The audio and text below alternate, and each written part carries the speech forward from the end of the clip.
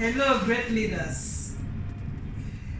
Thank you for registering for this course, How to Bring Out the Genius in Our Children.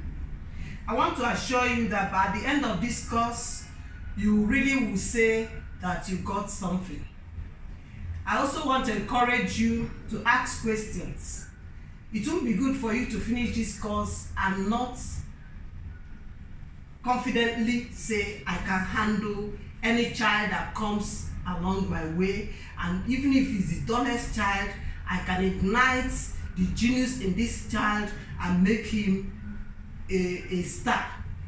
That's what you are going to be after this course. And if you do not practice, you may not be able to do anything. So as we start this course, learn to practice. If you learn and you do not practice, it's as if you have not learned. Good. We often define a gifted child as a genius, yes.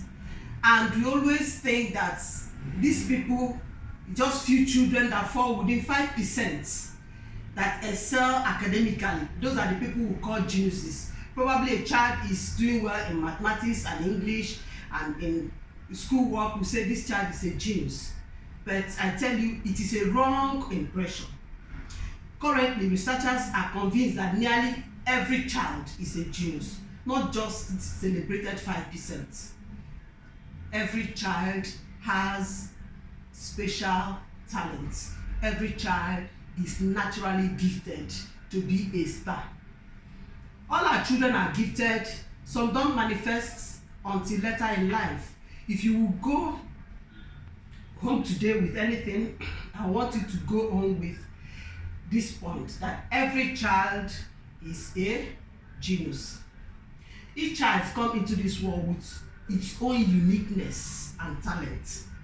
Don't begin to compare children or make them to appear as the same. No, they are uniquely different. Infants have twice as many brain connections as adults. Their brains are sharper. The young children masters, like a young child masters his own native language without formal education. It's natural to him to learn to speak the dialect of the parents and where he grew up. I mean, the environment.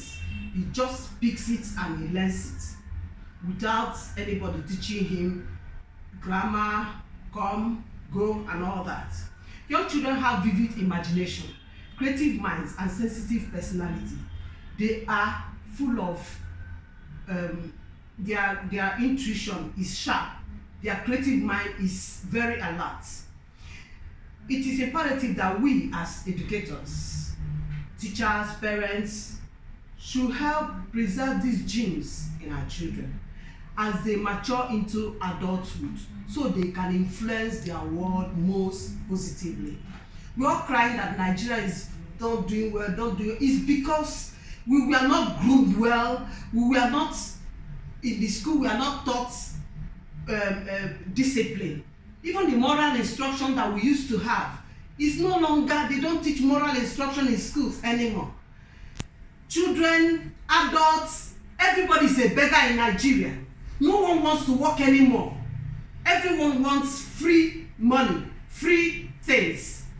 Where does it happen that you possess things without hard work? How can you reap when you have not sown? This is the kind of impression, even in our churches, what they preach. Miracle.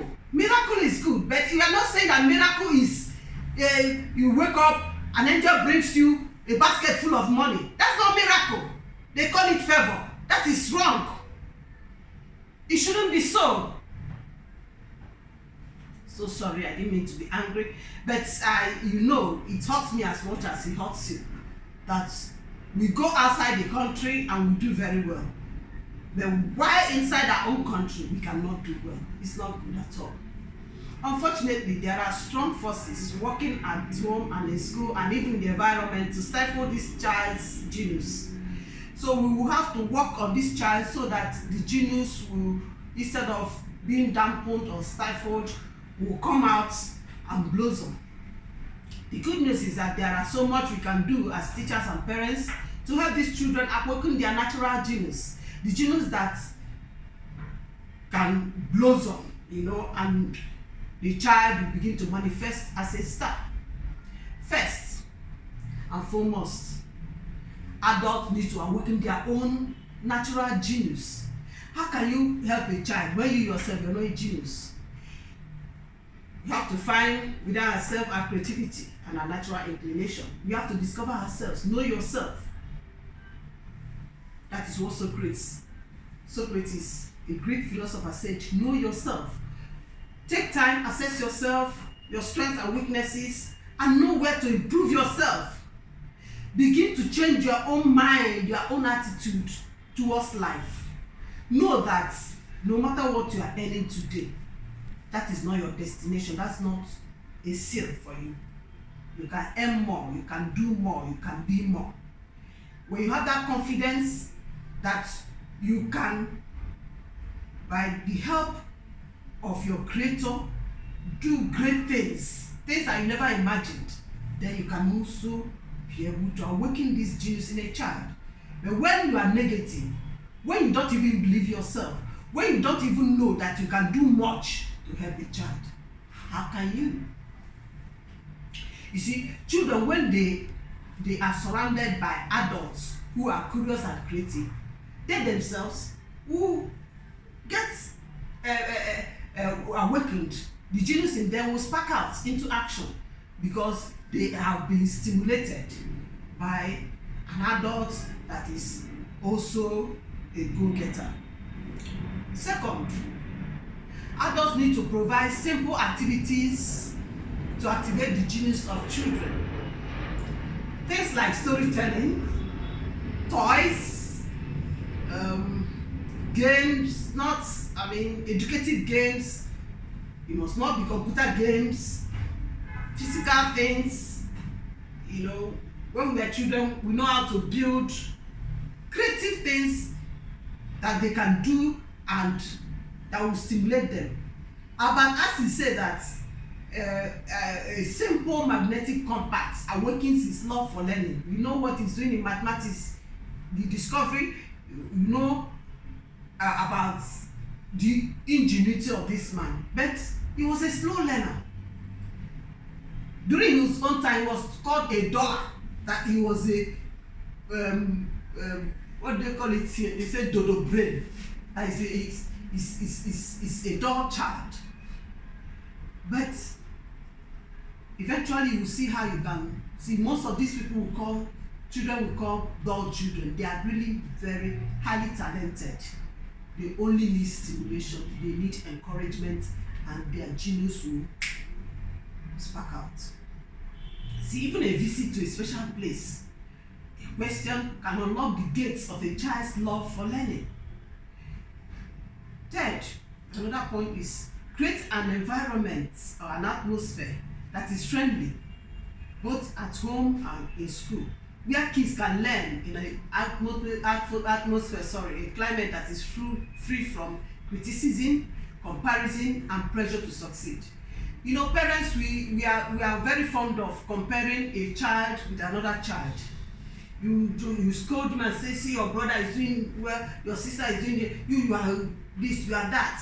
Before you know it, you are recreating this child's world, and he begins to believe you that is not as good as his brothers, is not as good as his sister, and before you know it, you are reshaping his mind and reducing the genius, the creativity of this child. You are making the child less than a genius. Please, let's avoid that. The environment we create for this child is an environment where each child, every child should feel unique. This child, if you treat him like a unique child that from God is capable of doing anything, this child will have faith in himself. This child will know that, look, nothing is impossible for him, that he can do everything provided he's willing to pay the price, provided he's willing to work at it, he will accomplish it. Then finally, we need to understand that each child will be a genius in a totally different way from another child. Parents, please. Well, some teachers are also equally guilty of this. Children are not the same. Every child has his unique talents. Please. These children are different altogether, uniquely different, and geniuses in their different areas where they have natural inclination. Forget the assumption that geniuses are the very few that score highest in school tests and examination. Forget it, perish that thought.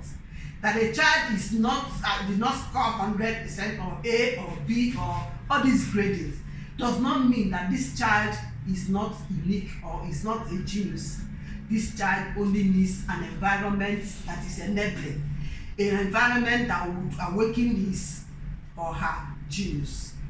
Please, I call on parents and on teachers. I say, please, please, and please, let's work together to bring out genius in our children.